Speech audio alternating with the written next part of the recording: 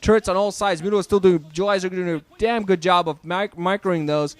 On the opposite side, I'm wondering how much damage has been done by that one single vulture. I think it has been neutralized at this point, but definitely got several drone kills. Even more vultures with speed now going to go out, try to do some damage. More Goliaths in play. 3 Goliaths now fighting back those Mutos, and I think that's going to be enough for Baby to take this game as soon as he gets his Charon booster upgrade. That's going to be it. Those Mutos are not going to be able to find back. 2 Mutos vultures, going to manage to get yet again inside of Joizerg's base, and Joizerg just does not have the economy to allow this to happen. Not nearly enough drones to mine for him right now, being forced to fight back with his Zergs when he needs to go out there and do some damage with him.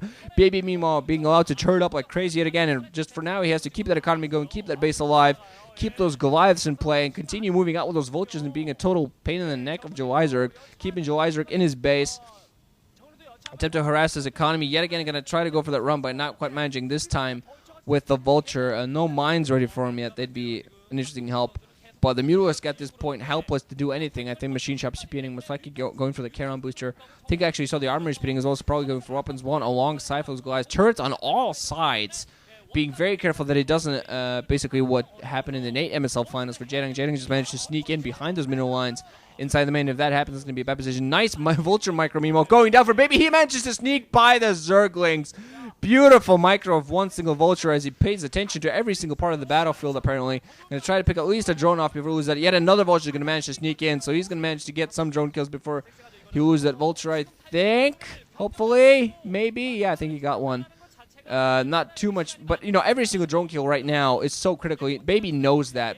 If he manages to keep the Vulture inside and be annoying, that's already so much damage done. 2 drones picked off with that one single Vulture. It can die and feel that it was, you know, true to the Terran Dominion cause, help the Terran Dominion. Opposite side, both players actually putting down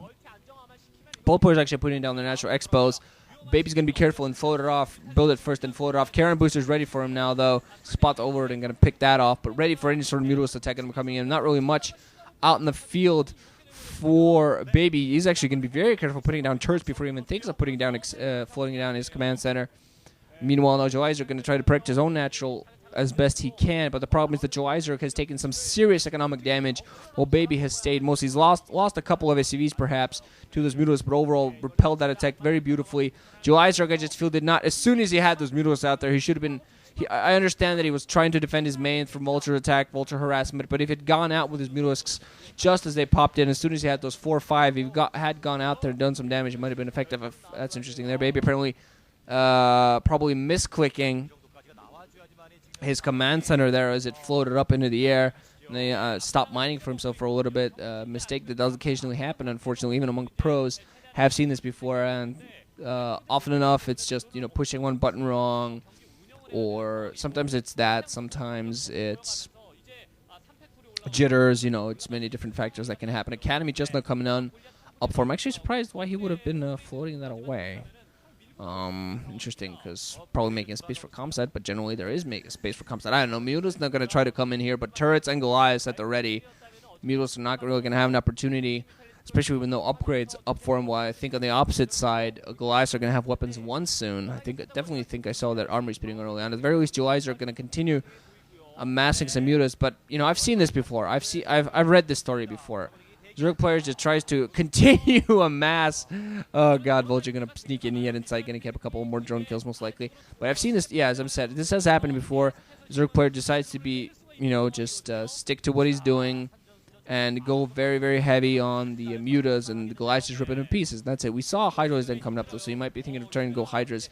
Hydras can actually fight with Goliaths toe-to-toe, at least much better than Mutas actually can.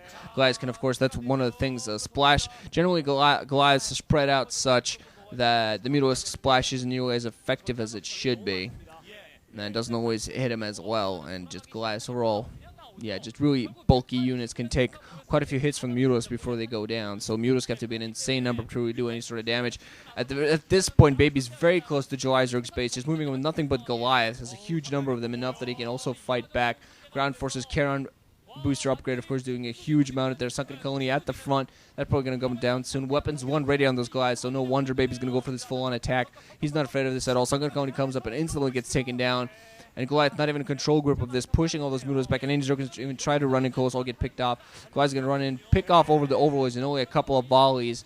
Wow, 3 Overlords just dying there in seconds. He's now going to, not even going to focus on the natural expert, just continue focusing on the troops that are coming in on him. Zerg is the Mutos coming in. This is going to be Joizer's last stand. He's going to try to push this back. Baby's probably going to doing a beautiful job of microing. Even more Goliath reinforcement coming in for him. And GG from Joizerg as Baby, as predicted, 2-0s his MSL Ro32 group. So, wow. Place your bets, people. Having a hard time betting against this kid right now. He's come to play. MSL and OSL. He has come to play. He has come to win. Interestingly enough, I think it says Avalon on the back of his shirt, but there might be a sponsor of We Made, so you never know. But Joizerg, he's going to move on to the final match. Still has a shot at this. Not going to be easy for him there, but still probably thought maybe this would be the best shot right there to win it because, well, you know, in the ZVZ, they're so chaotic, you never know what's going to happen. And part of his win against Tyuk was kind of a chaotic luck, I suppose. Not all of it, but some of it. Chaotic luck and insane micro. So, yeah, anyway, Baby, awesome for him. First guy to go into the round 32. We're going to see which of the 3 Zergs in the group is going to follow it. Will we see a return of tradition, or will it, or will it actually be a surprise? And Jaedong, for once, the guy everybody expects to move forward, will do so. We'll see. GG, guys, wrenching out. Thanks for listening. Hope you enjoyed, and I will see you in the losers and final match.